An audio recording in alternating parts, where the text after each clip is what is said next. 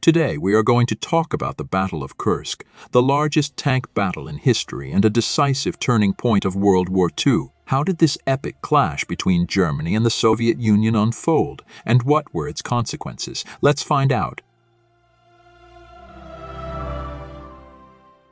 The Battle of Kursk took place in July and August 1943 near the city of Kursk in western Russia.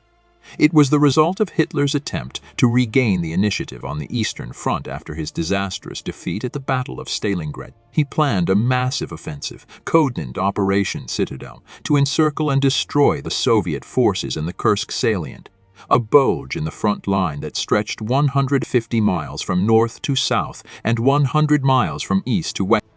However, the Soviets were well aware of Hitler's intentions, thanks to their intelligence and code-breaking. They prepared a formidable defense with multiple layers of mines, anti-tank guns, artillery, and infantry. They also amassed a huge reserve of tanks, planes, and troops, ready to launch a counterattack. The German attack began on July 5 with two powerful armored spearheads, one from the north and one from the south, converging on the salient.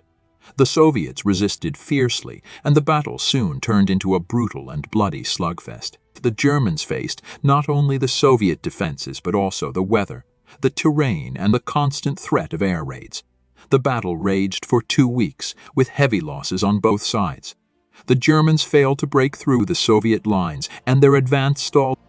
On July 12, the Soviets launched a massive counter-offensive, codenamed Operation Kutuzov, from the north and the west of the salient. They pushed the Germans back and inflicted severe damage on their tanks and supply lines. The Germans were forced to abandon Operation Citadel and retreat to defensive positions.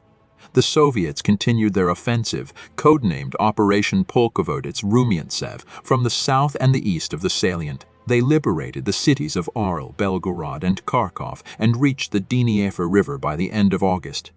The Battle of Kursk was over, and the Soviets had won a decisive victory. The Battle of Kursk was a turning point of the war, as it marked the end of the German offensive capability on the Eastern Front. The Soviets gained the strategic initiative and never lost it until the end of the war. The battle also demonstrated the superiority of the Soviet military doctrine, equipment, and leadership over the German counterparts.